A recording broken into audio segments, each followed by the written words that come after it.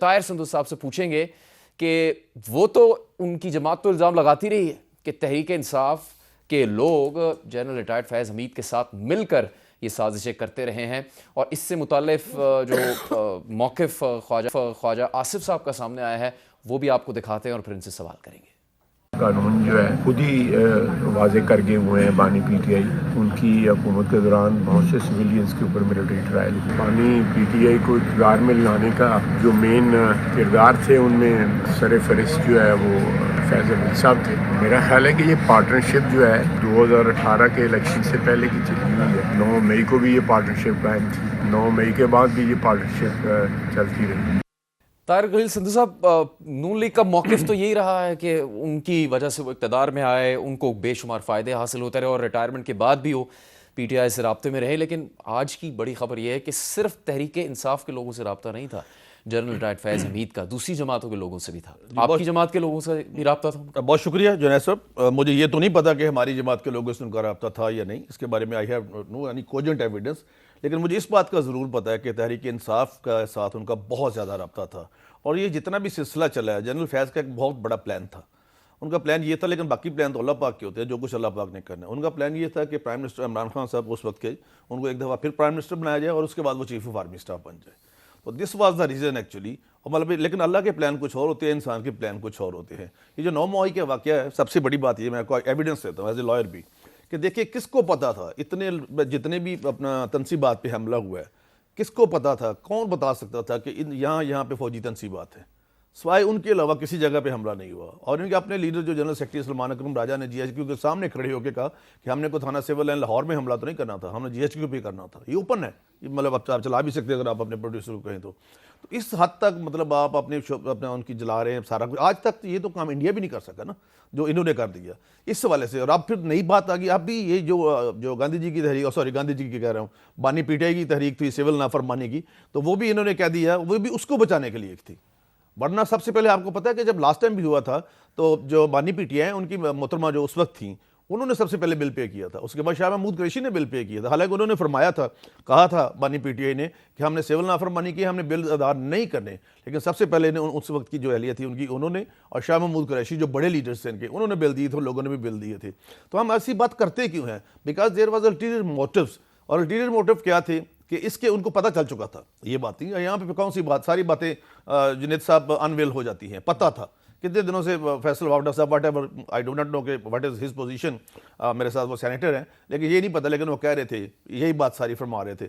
تو یہ چونکہ اس بات کا پتہ تھا، لہٰذا انہوں نے جو سول نافرمانی کی تحریک ہے اس کا اعلان کر دیا تھا۔ اگر یہی بات، اگر جو آج بات ہوئی ہے اور جو پھر عمر ایوب صاحب نے بات کی ہے، اگر یہی بات 2 سال پہلے ہو جاتی ہے، ابھی میں اور عمیر بھائی ہم دونوں اکٹھے وکیل بھی ہیں لاہور میں، اور میرا بڑا ان سے اچھا رشتہ ہے، he is from P T I, I am from P M L N, but I have very good relations. میں تو نہیں اس بات کی، میں تو مکروں گا بھی نہیں کبھی بھی، کیونکہ میرا فیبرک ہی یہ نہیں ہے، لیکن ابھی بھی ہم بات کر رہے تھے کہ یہی بات میں کر رہا تھا، میرا موقف یہ تھا کہ آج جس ڈائلیگ کی بات ہو رہی ہے، اگر یہ 2 سال پہلے ہو جاتی تو شاید آج کچھ نتائج فرق ہوتے۔ بلاول بھٹو زرداری صاحب نے بھی یہی کہا تھا، ہم نے شروع میں بھی ان کو کہا تھا کہ آپ اور کچھ چلو پیپلز پارٹی کے ساتھ مل کے حکومت بنا لیں، لیکن اس وقت خان صاحب یہ جو عوامی پریشر ہوتا ہے نا جی، جب آپ کے سامنے عوام آتی ہے تو بڑا کم لوگ ڈائجسٹ کر سکتے ہیں۔ یہ کیا ہوا تھا ڈی چوک میں، جب اپنا بشرا بی بی نے دیکھا کہ سامنے لوگ ہیں یا واٹس ایور، تو وہ پھر بندہ، وہ ایک لفظ ہے وٹائگو۔ آپ کہہ رہے ہیں کہ جو بھی الزامات ہیں فیض حمید پر، اس سے فائدہ جو بھی حاصل ہوا ان کے اقدامات سے، وہ تحریک انصاف کو، دونوں کو، ان کو بھی اور تھا، ان کے ساتھ ایک جنرل تھا، 2 اور تھے، 4 آفیسرز ہیں یہ 4 آفیسرز۔ اور میں پرسنلی آج، چونکہ آپ پڑھے لکھے اینکر ہیں، میں پرسنلی یہ بک لے کے آیا تھا اس لیے اباؤٹ ملٹری ٹرائل اور ملٹری لاز ان پاکستان، کیونکہ ایک وقت تھا 2014 میں جب اے پی ایس پہ حملہ ہوا تھا تو ساری جماعتوں کی میٹنگ ہوئی تھی، تو سب سے بڑا ان کا مطالبہ تھا بانی پی ٹی آئی اور سب کا کہ ملٹری ٹرائل ایسے لوگوں کو ہونا چاہیے جو دہشت گردی کرتے ہیں، اور یہ بھی ٹیررزم ہی ہے نا۔ دیکھیں آپ کیا 3 ایک بڑا عام ہے، مجھ سے زیادہ ہی کمپیٹنٹ دین می، 3 MP ایک دفعہ جس کے تحت کوئی بھی ڈپٹی کمشنر کسی بندے کو اندر کر دیتا ہے، اس کو تو حکومت چھوڑ سکتی ہے بندے کو، لیکن اگر کسی عدالتوں نے کسی اور کرائمز میں کسی بندے کو اندر کیا تو گورنمنٹ کیسے چھوڑ سکتی ہے؟ ٹرائل سے متعلق تو گزشتہ ہم نے بات کی ہے، بیرسٹر عمیر، اب ان پر چارج شیٹ لگی ہے، ٹرائل آگے بڑھتا ہے، ان کو سزا ہوتی ہے، تو پھر تحریک انصاف پر بھی سوال اٹھے گا, تحریک انصاف کے لیے بھی مشکلات مزید بڑھنے والی ہیں. نہیں دیکھیں, ابھی تو ایک پریس ریلیز آئی ہے اور پریس ریلیز سے بنیادی طور پہ 2 کمپوننٹ سامنے آتے ہیں جو ان کے ڈیورنگ سروس انگریشنز کا ڈسکشن میں آئی بات ہے. جو ٹاپ سٹی کے حوالے سے اس میں تو وہ کہتے ہیں چارج شیٹ کر دی ہے, باقی کہتے ہیں انڈر انویسٹیگیشن ہے. بینگ اسٹوڈنٹ آف لا میرا ایک موقف واضح موقف ہے, میں سمجھتا ہوں کہ سویلین کا کبھی بھی ملٹری ٹرائل نہیں ہونا چاہیے. مطلب دیکھیں ایک ڈفرینٹ سچویشن ہے, ایک آپ کے ملک میں کلبوشن آ جائے وہ ڈفرینٹ سٹوری ہے, ٹھیک ہے. اگر آپ سیاستدانوں کو ساروں کو اس طرح کٹہرے میں کھڑے کرنے لگ جائیں گے, دیکھیں اس کے فار ریچنگ کانسیکوینسز ہوں گے. آپ کے سامنے ہی ایک وقت گزرا, ٹھیک ہے نا, مطلب طیارہ سازش کیس بنایا گیا. اگر وہ اس انالوجی پہ چلیں تو پھر تو جنرل ضیاء الدین اور نواز شریف کا بھی ملٹری ٹرائل ہونا چاہیے تھا. ATA کے تحت کیوں بھائی ہم نے کیا؟ بات ہے یہ لچک دکھانی پڑے گی. ہم اب بغض میں عمران خان ہمیں پسند نہ ہو, ہم اس حد تک چلے جائیں. بات ہے سسٹم میں لچک چھوڑیں. سیاستدانوں نے الٹیمیٹلی ملک چلانا ہے, اس چیز کا سیاستدانوں نے فیصلہ کرنا ہے. جنرل ریٹائرڈ فیض حمید نے وائلیشن آرمی ایکٹ کی تو ہے وہ کریں, فوج تو وہ تو فوج کرے گی. میں اس سے بیونڈ بات کر رہا ہوں. بات ہے کہ اگر آپ ایک لارجر نیکسس بنا کے آپ کہیں کہ 4-5 اور سیاستدانوں کو ہم اس میں دھکا دے دیں گے تو PTI اس چیز سے ختم نہیں ہونے لگی. بات ہے یہ ایک خام خیالی ہے.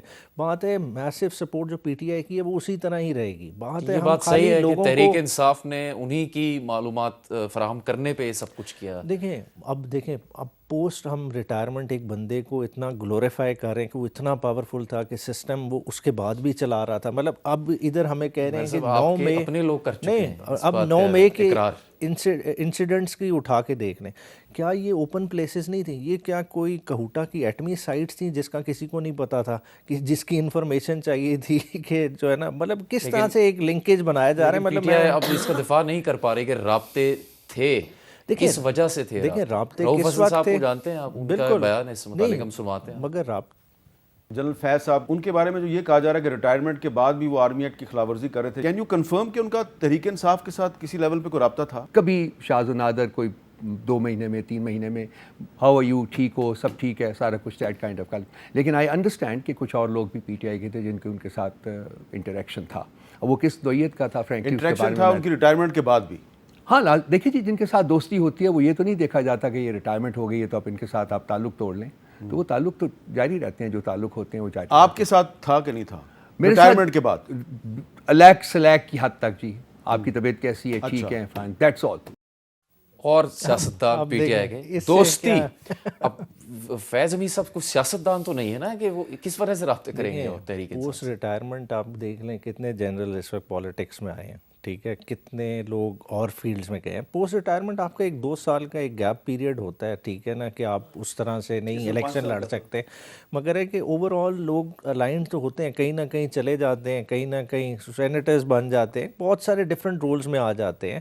تو یہ وہ اس طرح کا نہیں ہے. بات ہے کہ دیکھیں اوور آل ایک آپ کا اسپائی ماسٹر رہا ہے, ٹھیک ہے, اسپائی ماسٹر کو ایکسیس ہوتی ہے. ہر دور کے اسپائی ماسٹر پہ اس طرح کے ایلیگیشنز بنتے رہے ہیں, ٹھیک ہے. اگر آپ نے کرنا ہے پیچھے بھی دیکھ لیں, آپ کے ہی اس پالیٹکس اسی میں اگر تھوڑا سا پیچھے چلے جائیں, مڈ نائٹ جیکل جو آپریشن ہوا تھا جس میں نون لیگ نے وہ کرنے کی کوشش کی پیپلز پارٹی کے MNAs کو, تو اس وقت بھی کیا ادارہ نہیں انوالو تھا, انٹیلیجنس ونگ نہیں انوالو تھا. تو یہ اس طرح کی چیزیں پاکستان میں ہوتی رہی ہیں, یہ کوئی نئی چیز نہیں ہے.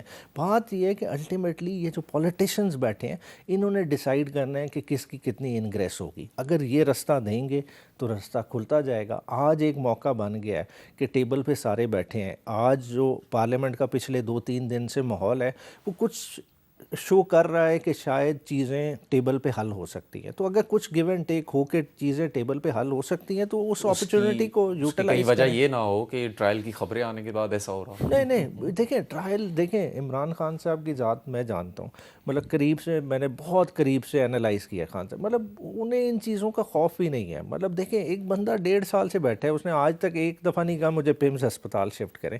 بات ہے ادھر سے آپ کسی اور کسٹڈی میں لے جائیں گے, اس سے عمران خان کی صحت پہ کیا فرق پڑے گا.